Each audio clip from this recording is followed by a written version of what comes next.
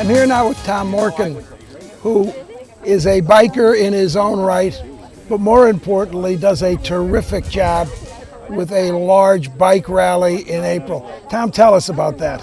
Well, we started our bike ride in memory of my daughter Erin, who died of a drug overdose in 2002. So our bike ride will be April 24th, 2016 this year. It'll be our 13th ride. And we are getting in excess of 500 bike riders who do one of 6 routes that we have in our bike ride. From the beautiful trail we have here, which is roughly 7 miles if you go to the end and come back, up to 66 miles, which goes around Elk Mountain and back. And we use a lot of the routes next to the river, like this one, up towards Carbondale and beyond, for those who don't want to ride the streets. But we get donations, as well as there's a fee to ride in our bike ride, which most people are gladly give. But we raise the funds, and it goes to help organizations and or individuals who are struggling with the disease of addiction. We'd love to have you next year, a little closer to the bike ride. Come on and talk about it and do some film footage of the bike and do a full show on the ride, because I think that's such a great thing for our community. I'd love to do that. We've helped so many people. Much of it is anonymous, but people are being helped, and the disease of addiction strikes everybody, whether it's alcoholism or drug addiction. How much have you raised thus far? Last year we made netted over $17,000. Wow. Probably over several $100,000 over the 13 years we've been having our bike ride. So it's we do a lot of good with this. We were involved with Judge Barres in the treatment court, as well as the rehabs in our area, as well as individual people who call us or request online help, and that's what we do. Tom, thank you for what you do. And next show, we're going to have you and your wife on, and Tom Burke, I know, who is a big supporter of yours. Okay, so I'm glad to be there. Thanks so much for being with us. Right, bye-bye.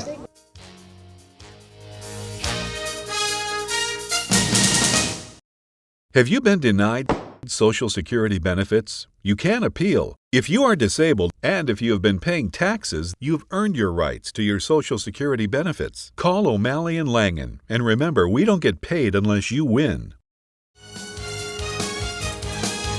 Natalie, you're down here with a lot of your classmates. You've got an exciting reunion coming up. We sure do. Talk to me about it. Well, now that you've outed me on how old I am, Todd, it's our 50th reunion from Scranton Central High School. It's planned for September 5th, which is Labor Day weekend at the Scranton Hilton. We're so excited because, well, if not now, when you come to your 50th reunion, but it's also Labor Day weekend when there's so much going on in Scranton. It's the weekend of the Festa, it's the weekend of Rail Fest, it's First Friday, and a member of our class, Luther Harris, is an artist and will be exhibiting his work in the lobby of the Hilton on Friday night for First Friday. So you asked Pete how long since he's been back. A lot of people haven't been back for 40 or 45 or 50 years or even 30 years. They're going to be shocked by what goes on in downtown Scranton, as well as McDade Park and Steamtown, all the places they haven't been. Have you made any arrangements with the Scranton School District to get into the new high school? Yes, we have. Oh, no, not the new high school, actually. I hate to tell you, but most of our people are more interested in seeing Scranton Central and going sort of back to the future. And Jim Cullen has been kind enough to arrange to give us a tour on Saturday afternoon, September 5th at 3 o'clock, so that people can see what beautiful things have happened at that building. That is now Lackawanna College. Yep. And also that morning, the Lackawanna Historical Society is going to be offering a walking tour of all that wonderful architecture downtown. Fantastic. So we have a full weekend, and we hope all of our classmates will come. A lot of them have said they might come or haven't registered, but it's not too late. It's September 5th. We have about another week for registration because it's in 2 weeks, and we really encourage everybody to come. Pete was asking about some of our classmates that he remembers, and they're not all registered, so we hope they'll all come. And you had a good athletic program at Scranton High School when you were there, and you played football? I played football and baseball there, yes. And who were some of the fellows you played with? Gee whiz, Joe Swift, Luther Harris, Tom Mulaney, Jimmy Grass, baseball team, Bob Steinberg, Joey Notes, Hilm Hazuri, Bobby Lyons, Frank Borgia. Sure. All of those guys are just excellent athletes. That's great. And great friends at the time, and it will be nice to see a number of them again here at the reunion. You know, it's when you think, Natalie, we grew up in the Hill section, how this community has changed since we were kids. I lived on Linden Street. I know. I lived right where the basketball center is now. You look at the buildings that are going up all over, from the University of Scranton to Marywood's Library, the intermodal system. There's just so many good things happening in Scranton in northeastern Pennsylvania. And so many people, as you say, have a tendency to be negative. We got a lot to look forward to Very around proud. here. A lot to look forward to. We have a medical school, Yep. which has been amazingly successful. There's so much here, and you know, Todd, you've heard me say it before, but we celebrate the past, but we don't live in it. So we have a lot to celebrate and be proud of, but we also have a lot of wonderful things happening right now. A lot of new immigration, a lot of diversity that we didn't have when we were growing up, Right. and all it does is enrich the community. And I'm sure in the next year we're going to hear a lot about Scranton, particularly if Joe Biden decides to run for president, because we'll have Hillary and Joe Biden both extolling the roots in Scranton. Senator Biden, or Vice President Biden, has told me that the people in Delaware really don't like the idea that he's referred to as Pennsylvania's third senator, or that he considers home Scranton, Pennsylvania, not Wilmington, Delaware.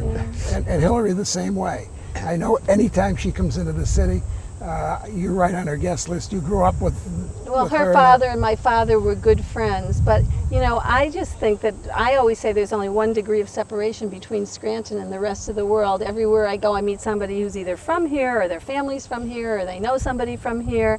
And my vision for the Lackawanna Heritage Valley is to make it a place that people remember, that they know they're there when they're there, and they know they've been there if they leave, and that they want to come back to or work and live. And that's what the quality of life is all about, attracting people to come here, to come home, or to come here to live, because it's such a great quality of life. How are you getting back to San Diego? I'm going to walk. No, I'm flying back. Are you flying back? Yes, Good. yes indeed. So we don't have to worry about it for another 44 days. You have other plans for bike travels in the future, I understand.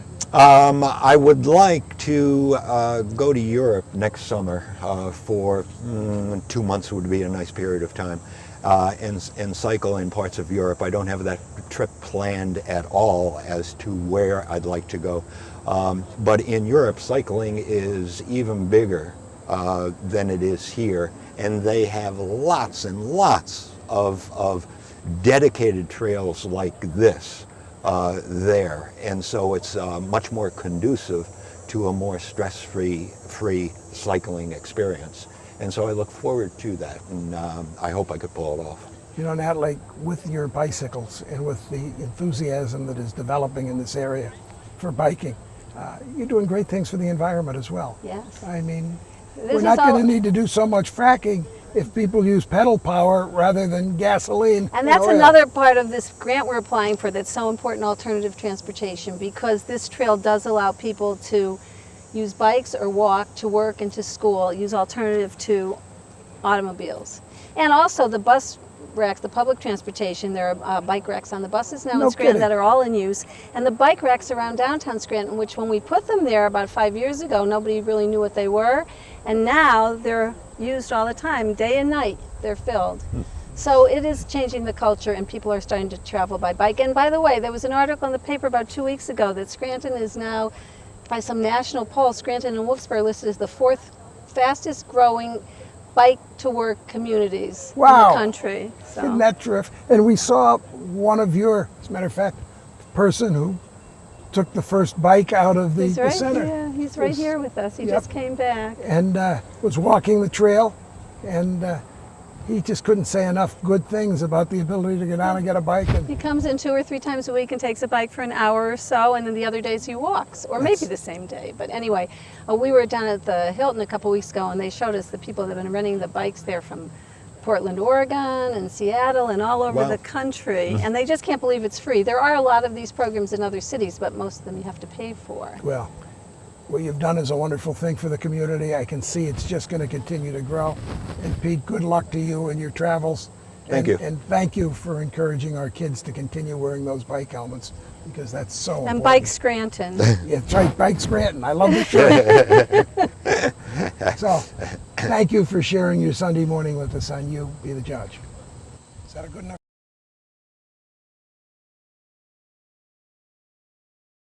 If you are disabled and unable to work, you may be entitled to Social Security benefits. In order to obtain benefits, you must prove your disability is severe enough to keep you from working. Social Security is financed through a dedicated payroll tax. If you have been paying taxes, then you have been paying into Social Security. And if you are no longer able to work, you've earned your rights to your Social Security benefits.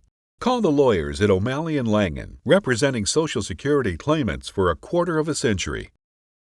For a veteran, the flash of a firework can be a flashback to war. While you're looking for the cereal, he's looking for an ambush. Our soldiers are leaving one battle and coming home to another.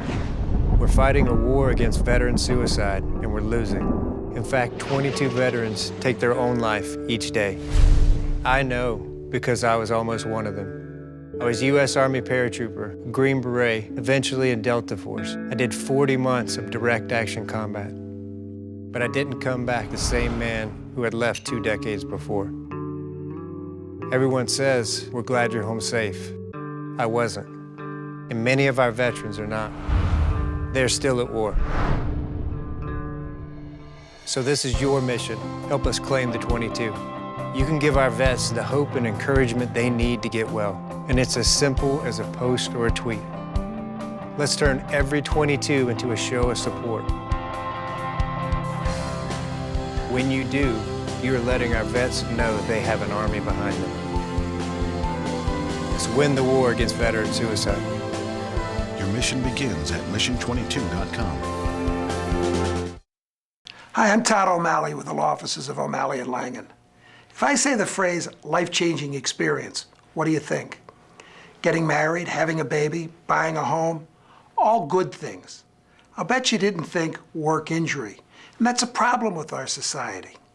Many people just don't understand that being injured on the job and unable to work can change everything. It can destroy your earning power, hurt your family, damage your health. If you've been hurt at work, call O'Malley & Langen. You'll find there's a light at the end of the tunnel. Our lawyers will find that glimmer of hope and fight back. If you're afraid to make waves, scared of losing your job altogether, call O'Malley & Langen 24/7. Nights and weekends, one of our lawyers will answer the phone. So call 1-800-817-COMP. That's 1-800-817-2667. And remember, we don't get paid unless you win.